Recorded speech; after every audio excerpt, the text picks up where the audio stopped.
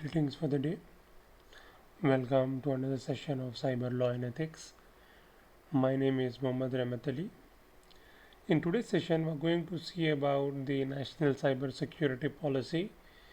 But before jumping into the topic, let me revise what what we have studied in the previous session. We studied about the different European Union and different laws with reference to the cyber security. In today's session, we are going to learn about the National Cyber Security Policy. So, what it says, National Cyber Security states that a National Cyber Security Strategy 2020 is being formulated by the Office of National Cyber Security Coordinator at the National Security Council Secretariat. It further says cybersecurity is protecting cyberspace, including critical information infrastructure from attack, damage, misuse, and economic espionage. Further, it says the National Security Council (NSC) of India is a three-tiered organization that oversees political, economic, and security issues of strategic concern. So, this is with reference to the overall introduction to the National Cyber Security Policy, which has National Cyber Security Strategy as 2020. Now, what are the key points for this particular policy? The key point for this particular policy of National Cyber Security Strategy 2020 is the aim for this particular thing is to improve the cyber awareness and cyber security through more stringent audit. Impellent cyber auditor will look more carefully at the security features of organizations that are legally necessary now. The main objective of this particular policy is to have a more keen eye on the compilation and audition of this particular cyberspace. But because as the days are passing, there should be more strict rules for this particular thing to have a more idea and to know more what things are happening across across the cyberspace. If at all someone is trying to access a different thing which is not been accessible within that territory, then it should be given a warning, or he or she should be caught of doing illegal activities. Now, what is about this particular security strategy 2020? It says there will be a tabletop cyber crisis management exercises regularly to reinforce the idea that cyber attacks can take place regularly. Further, it says it does call for an index of cyber preparedness and attendant monitoring of performance. Further, it says a separate budget for cyber security is suggested, as also to synergize the role and function of various agencies with the requisite domain knowledge. Now, who will be a part of this and what will it will be doing?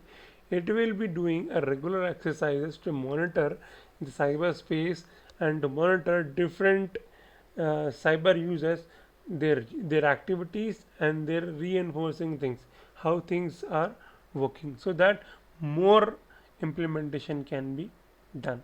Now, further it says, so what is the need for this particular thing? Like, it is included with reference to cyber warfare offensiveness.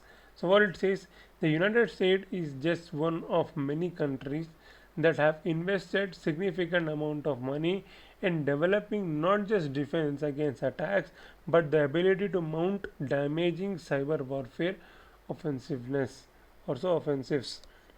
Now, further it says the countries which are believed to have the most developed cyber warfare capabilities are the United States, China, Russia, Israel, and United Kingdom. So these are the topmost countries who are applying cyber space security to their countries. For that only the reason these people are the more protective one. If at all, if you know, Like China has its own type of things. What are the things that we use in general world? It had its own version. And with reference to the US and Russia, you know the best. And with reference to the Israel, Israel is the most, you can say, developed country. Though it is very small, though it is very small in size, but it is more powerful than all of the countries across the globe. If at all Israel tries to invade any of the things, then it will take only a small span of time to deploy any of the country in terms of war, in terms of cyber war, in terms of anything. So this much powerful is Israel. Now further it says, the next point it says, increase the digital use post COVID. Now what it says, critical infrastructure is getting digitalized in a very fast way. This includes financial services, bank, power, manufacturing, nuclear plants, etc. Now see, if at all we observe, previously all of these things used to be physical one. If at all if you want to withdraw money or deposit money, you used to go to the bank and withdraw or deposit money. Now you need not go to the bank to withdraw or deposit money. You can do it with the click of your finger. Apart from that, there are third party applications who are providing services to like doing the same thing with reference to the bank transaction. What is the main, what do you say, the main activities of a bank? The main activities of a bank is to withdraw the money, to deposit the money, and to save some money in their account. So that is only the thing which the third sorry, which the third party people are doing. Like, you know, the third party people, third party payment applications, they are doing the same thing which the bank people are doing. So it is now being digitalized. And with reference to the financial services, like see, if at all if you want to go for any of the audits, or if at all if you go for any of the financial things, you need to go physically to the financial company. But the financial company are taking their requirements online, and they are providing everything at your seat, at your seat or at your feet, you can, I can say. So all of things are being digitalized. And with reference to the manufacturing also, just you give an idea and everything will happen. Also, like for an example, with reference to this pandemic, if at all if you want to like give some food to the poor people, only like previously you used to go to the hotel, give an order, give a payment, and next to that type of things. But now just you give a phone call and give a payment online, then they will arrange everything. So this is all with reference to the digitalized of thing. But as everything is getting digitalized, the the chances and the probability of that particular thing getting uh, compromise is also is getting increased. So for that particular thing, this policy is been included or improved or introduced. Now with reference to for protecting the critical sectors, with reference to the critical sector, what it says, it is particularly significant given the increasing interconnectedness of sector and proliferation of entry points into the internet, which could further grow with the adoption of 5G technology. Further, it says there were 6.97 lakh cyber security incidents reported in the first 8 months of 2020. See, now see, I like, it is very common that every day many of the, what do you call as, accounts are being compromised. Just to tell you an idea that every day 1,000, or you can say on an average, uh, you can say about 25,000 Facebook accounts or WhatsApp accounts are being tried to compromised. So this is the thing. So what it says, there are 6.97 lakhs cyber security incidents reported in the first 8 months of 2020, which is nearly equivalent to the previous 4 years combined, according to information reported to and tracked by Indian Computer Emergency Response Team CERT. So this indicates that the amount of cyber attacks being done on the digital world is getting increased rapidly. Now further, what are the recent cyber attacks? There there has been a step rise in the use of resources like malware by Chinese group called Red Echo to target a large swath of Indian power sector. Nowadays, Red Echo use malware called ShadowPad, which involves the use of a backdoor to access servers. Okay. Now further it says Chinese hacker group known as Stone Panda had identified gaps and vulnerabilities in the IT infrastructure and supply chain software of Bharat Biotech and the Serum Institute of India. Now further it says solar winds hack impacted national critical infrastructure in the USA. So these are recent cyber attacks that had happened. Now for further, what are the attacks with reference to government? A local, state or central government maintains a huge amount of confidential data related to country, geographical, military strategic assets and citizens. Now with reference to individual, it has photos, videos and other personal information shared by individual or on social sites can be inappropriately used by others, leading to serious and even life-threatening incidents. So this is with reference to the individual. Now with reference to the business, companies have a lot of data and information on their system. A cyber attack may lead to loss of competitive information such as patents or original works, loss of employees या customer private data, resulting into complete loss of public trust on the integrity of the organization. So this is with reference to the attacks on government, individual and business. Now what are the present government initiative with reference to this particular attacks and all these things? The first one is with reference to the Cyber Surakshit Bharat initiative. The next one is Cyber Swachhta Kendra. The next one is Online Cyber Crime Reporting Portal. The next one is Indian Cyber Crime Coordinate Center, which is also called as I4C. The next one is with reference to the National Critical Information Infrastructure Protection Center, NCIIPC. The next one is with reference to the Information Technology Act 2000. The last one is with reference to the National Cyber Policy 2013. So these are different government initiatives with reference to the cyber attacks and with reference to the cyber space. And these are different initiatives that have been taken by the Indian government and present government for tackling all of these things. For this is the reason this subject is been introduced to all of you so that you all can learn. And my humble request for all of you is to learn this subject with the interest, not with reference to getting into a job.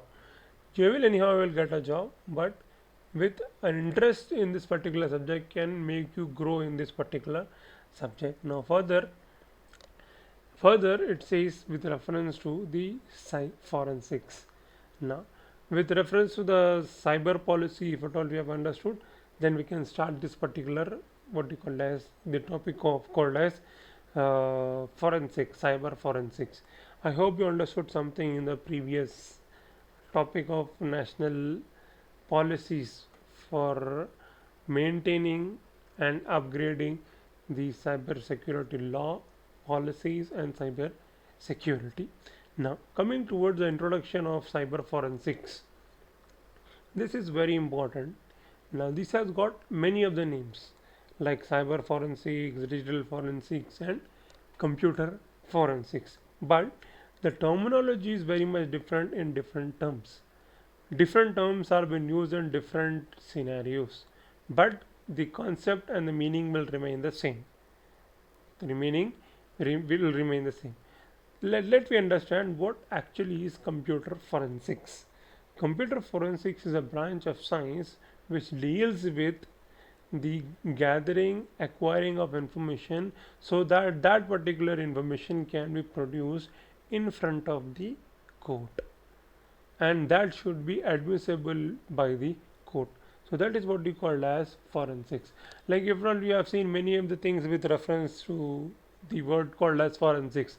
If at all, if you have seen like long running show at Sony, which is called as CID. There you have one person called as Saduke. What he does is what we call as forensics. He searches for the body, he examines the dead bodies, different things, and comes into a conclusion which has been admissible by the court. In the same way, with when it comes to computers, digital things, digital forensics has been introduced. That study is completely different, and this study is completely different. That is with reference to the pure science. This is with reference to the engineering and computer science, wherein you will be getting the information and all of the minute things with reference to the computer. Now we'll start with this topic as an introduction, then we'll see what we are going to have, and if it is feasible, then we can continue, and we can continue this topic in the further classes. I hope you understood the previous one, what it has been taught with reference to the policies. Now let me start.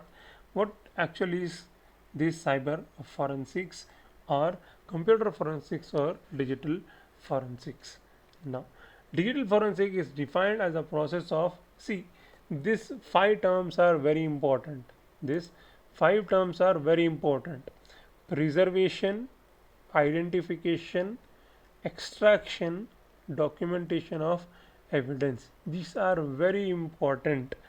These terms are very important when you are writing the definition with reference to digital forensics, computer forensics, or cyber forensics. If at all these terms are missing, though how long you write the answer, you will not get the marks.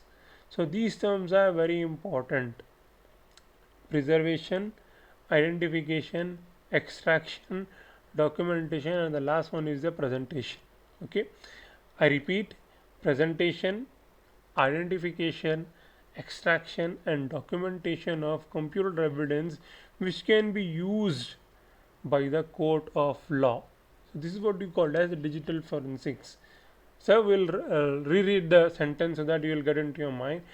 Why I'm insisting on this particular thing? Why? Because this particular thing, if at all if you write in the exam, then only you are going to get the marks. So digital forensics is defined as a process of preservation, identification, extraction, and documentation of computer evidence which can be used by court of law. Now further it says, it is the science of finding evidence from digital media like computer, mobile phones, servers, or networks. It provides the forensic team with the best of the techniques and tools to solve complicated digital related cases. Now computer forensics can be defined into different terms and different, like it can be defined into different categories based on its presence. For example, digital forensics can be online, digital forensics can be offline, digital forensics can be through an hardware, digital forensics can be through software. Okay, now what is this hardware, software, and all this type of things? Hardware, in the sense, what we'll do is, like, we will, if at all we want to take an evidence of a particular network, either we'll block that particular network, take all of this evidence and release the network. The first thing. Second thing is, like, we will put that server on live one, and we are trying to take the evidences from it. Second way. Third way is, what we'll do is, like, we are going to use some of the softwares by which that particular block of a network or that particular block of data will be captured. So it has different mechanisms that we are going to study in the further things. But remember that digital forensics is a process of preservation, identification, extraction, and documentation of evidences, so that it should be admissible in the court. If the court doesn't accept that particular evidence, then it is not been considered as an evidence. It has not been considered as an evidence. Now further, the history of digital forensics. Like, I'll read through this so that you will get an idea what actually it is. Okay, like, there is nothing like explaining all these things, but to get an idea, like, I have displayed all these things. I have told you, like, I'm presenting all of the things.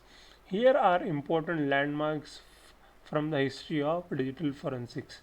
The first one is Hans Gross, 1847 to 1915, first use of scientific study to head Criminal Investigation FBI 1932 set up a lab to offer forensic services to all field agents and other law authorities across the US. In 1978, the first computer crime was recognized in Florida Computer Crime Act. The next one is Francis Galton in 1982 to 1911. Okay, conducted first recorded study of fingerprints. In 1992, the term computer forensic were used in academic literature. In 1995, International Organization on Computer Evidence IOCE was formed. In 2000, the first FBI Regional Computer Forensic Laboratory was established.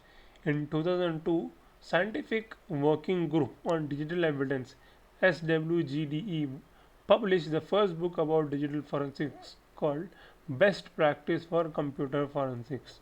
Now the last one is in 2010, Simpson's Greenfield identified issue facing digital investigation. So this is the history with reference to the digital forensics. Now what is the objective of computer forensics? What are the different objectives related to the computer forensics? Now it helps to recover, analyze and preserve computer and related material in such manner that it helps investigation agency to present them as an evidence in a court of law. Now the next one, it says it helps to postulate the motive behind the crime and identify of the main culprit. Now see, if at all, if you are just to make you an idea what actually this is, if at all if you commit a crime digitally, or if at all if you do anything digitally, a record will be created. If at all if you erase that particular record, an erase record will be created. If at all if you erase that particular record also, a record of erasing a record will be recorded. So in this way, if at all if you do anything digitally, it will be recorded.